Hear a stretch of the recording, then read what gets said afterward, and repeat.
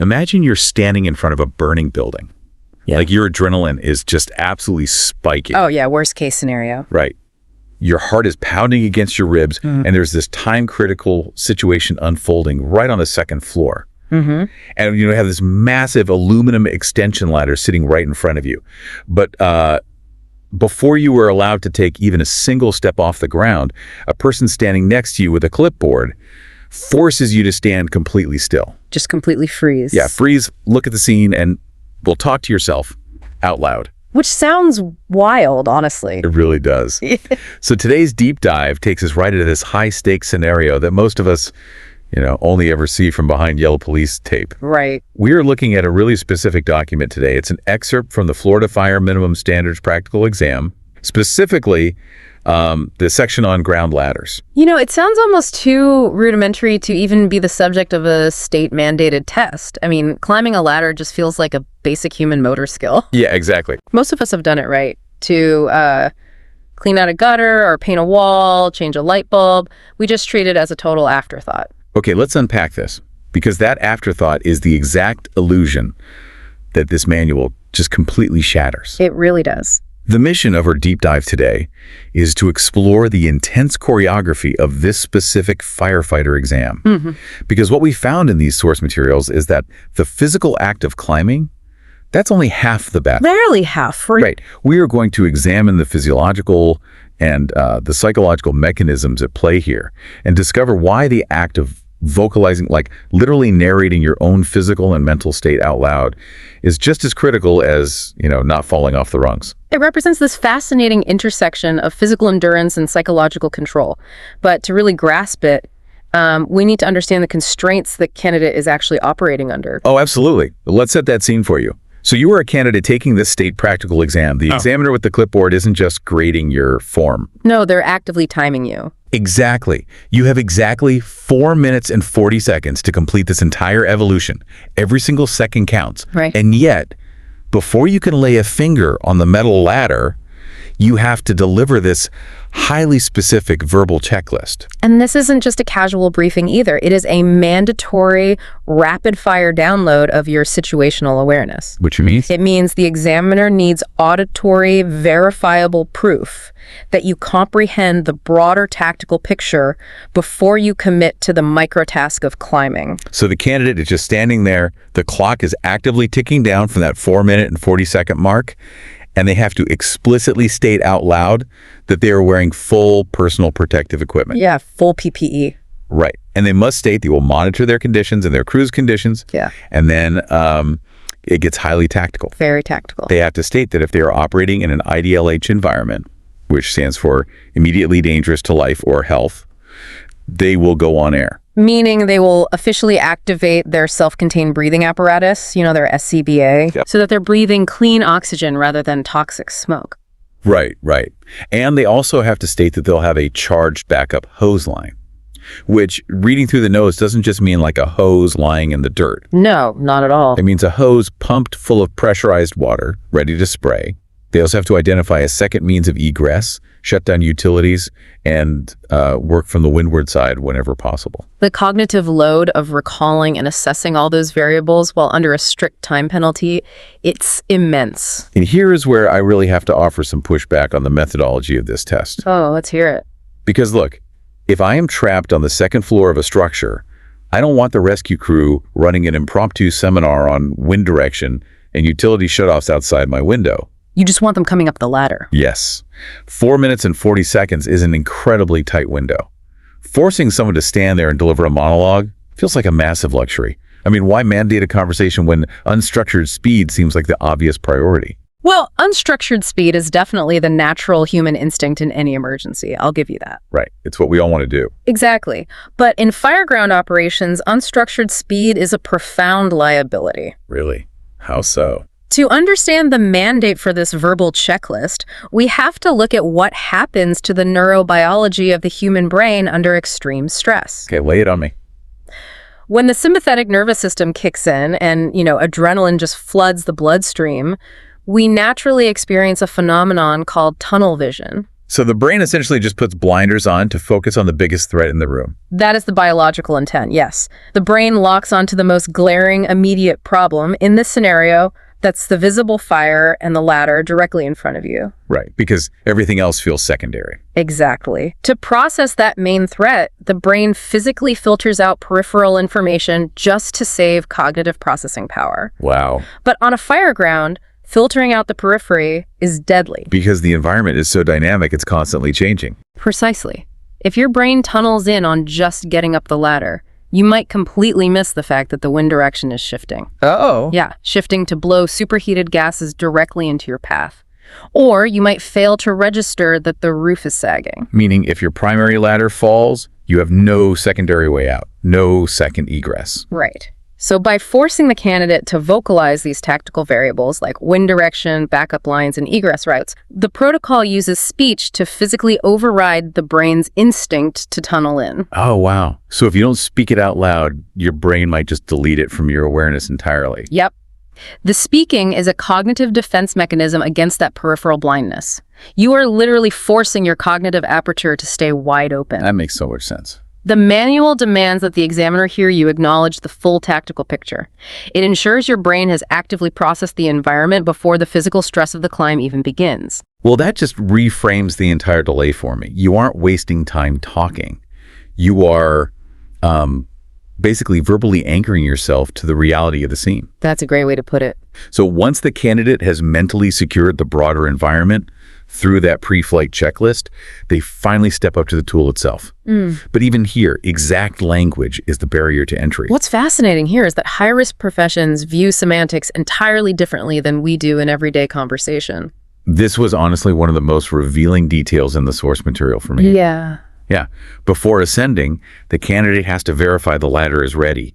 They must approach it and say the ladder is safe and secure. Or they can say the ladder is safe and healed. Right.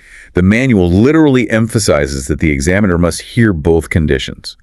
And candidates frequently fail this section because they walk up and simply declare, the ladder is safe. Yeah, dropping the word secure or healed isn't just a minor slip of the tongue. But to a layperson like me, if I declare a ladder safe, the implication is that it is secure.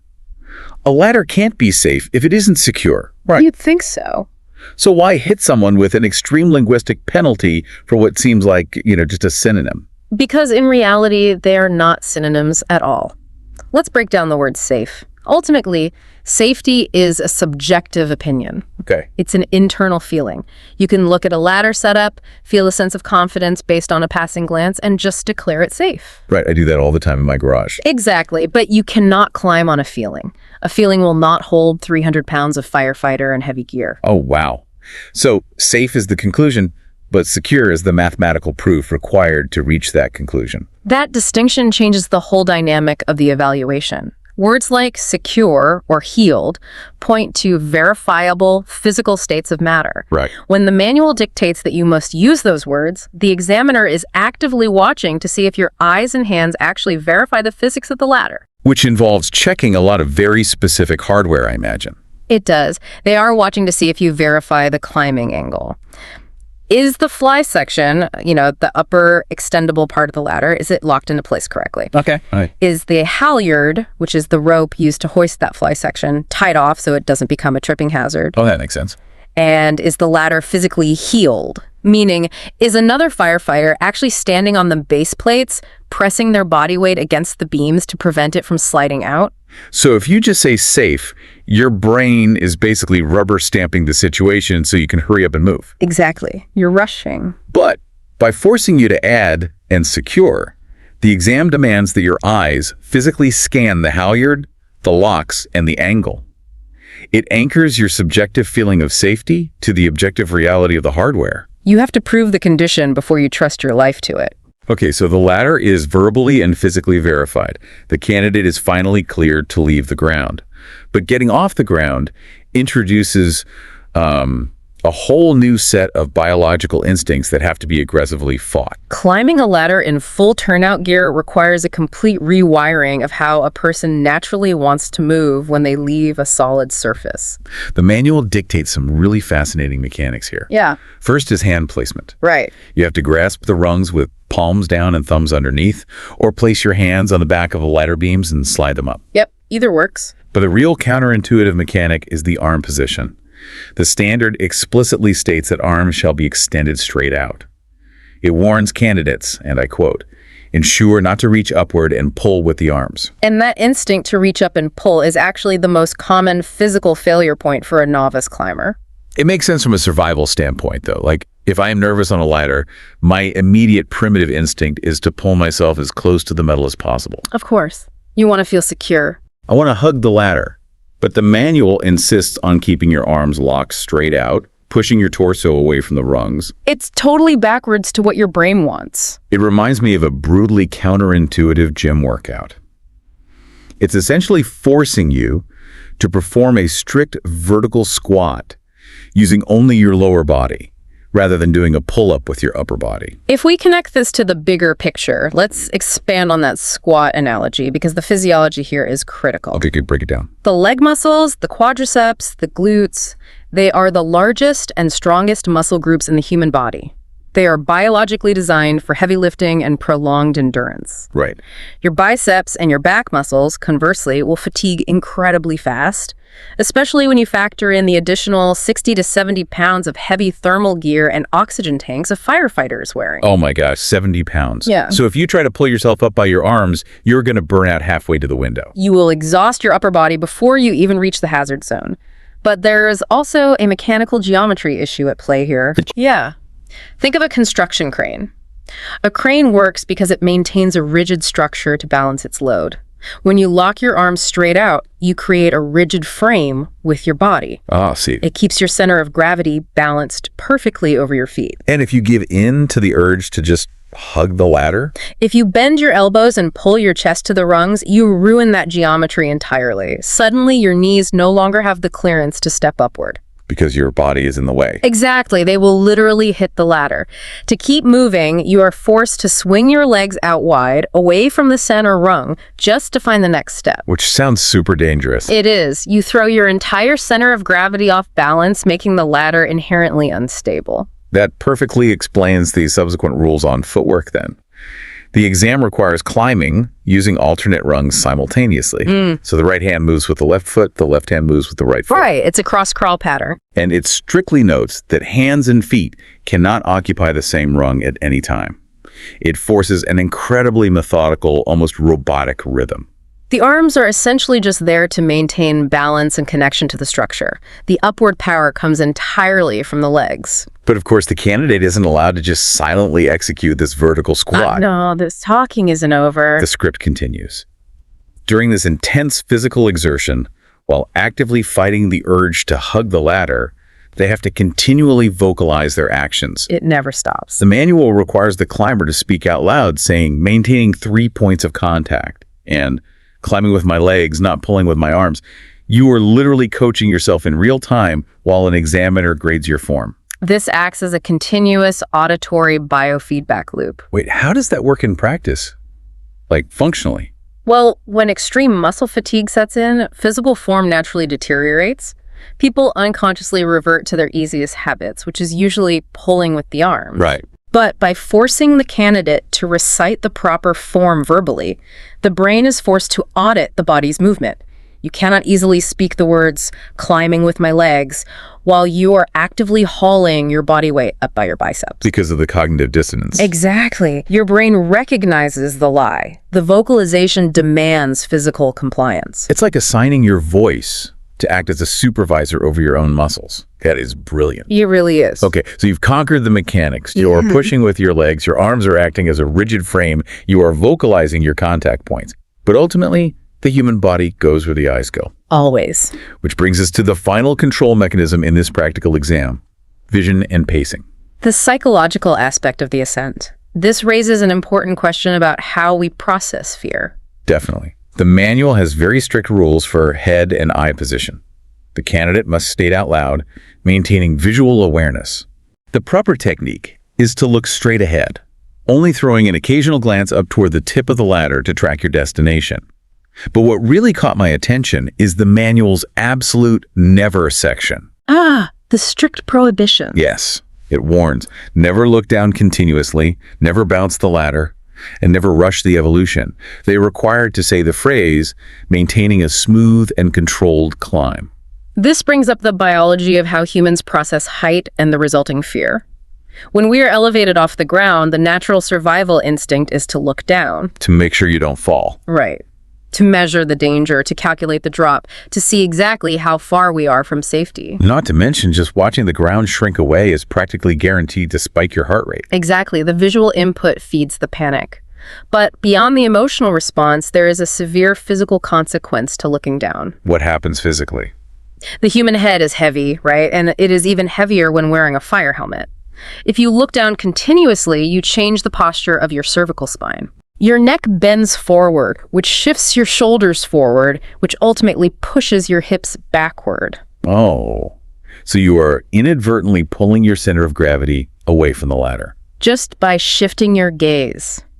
Looking straight ahead keeps the cervical spine neutral. It keeps the weight properly distributed over your legs. That is wild. Looking forward grounds you in the immediate present action of taking the next step, rather than letting you fixate on the gap beneath you.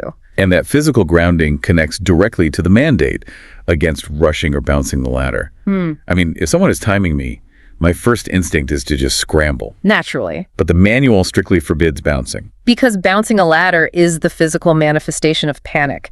It happens when movements become erratic, rushed, and uncoordinated. So they lose the rhythm. Exactly. It means the climber is abandoning the smooth rhythm of the legs and just lunging for the next rung. Which introduces massive kinetic energy into a structure that is literally just leaning against a wall. Precisely. When a ladder bounces, the base plates can shift. It loses its secure footing. A smooth, rhythmic climb, conversely, is the ultimate proof of both physical and emotional control. It proves you're in charge of your own body. It demonstrates to the examiner that the candidate is actively dictating the pace of the operation, rather than letting the adrenaline spike dictate the pace for them. Here's where it gets really interesting to me. When you zoom out and look at this 4-minute and 40-second evolution in its entirety, it functions as much more than just a physical agility test. What do you mean? Functionally, it is an enforced, practical script designed entirely to manage human panic. I agree. It systematically dismantles the biological urges that lead to catastrophic errors. By forcing a candidate to narrate their actions, speaking their safety checks, their physical form, their visual awareness, the protocol forces the brain to remain methodical. You can't panic if you're narrating. Exactly.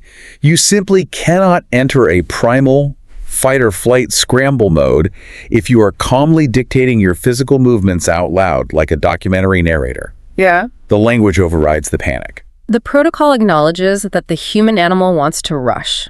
It wants to rely on subjective feelings of safety, and it desperately wants to hug the ladder. Yep. And it uses structured vocalization to build an invisible framework of control around the climber. Which brings this highly technical, super niche fireground protocol directly back to you, the listener. Because honestly, while you are unlikely to find yourself donning full thermal protective equipment to scale an aluminum extension ladder anytime soon, Probably not today. probably not. But the core mechanics of this exam are remarkably applicable to the stressors of everyday life. Oh, absolutely. The psychology of navigating high-stress environments is entirely universal.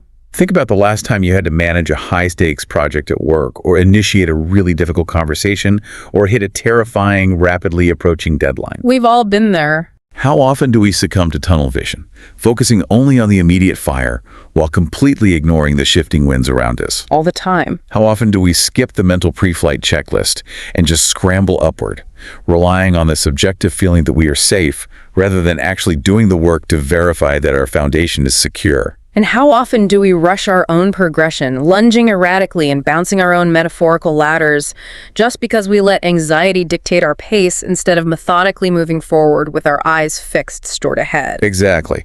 To pass this test, to climb the ladder successfully without failing, you have to execute a few critical pass points. Right, let's recap those. You must verify safety out loud, anchoring feeling to reality. You must utilize your foundation, your legs, instead of exhausting yourself by pulling with your arms. Keep that geometry strong. Yep. You must keep your eyes forward, refusing the urge to stare down at the danger. And above all, you must climb smoothly. No bouncing, no panicked lunging. It serves as a remarkable blueprint for moving through any chaotic or high-pressure environment. It turns out, talking to yourself during a crisis isn't a sign that you are losing your grip. No, not at all. In the right context, it is the exact mechanism that ensures you maintain it. Which leaves us with a final thought for you to mull over. We have seen how state-mandated script can force a firefighter's brain to remain calm, observant, and physically balanced, even when suspended in the air under extreme time pressure. It's powerful stuff. So if you had to create a mandatory, out-loud verbal script for the most stressful, high-stakes part of your own daily life, what are the 3 precise things you would force yourself to say to guarantee you stay grounded while climbing your own ladder?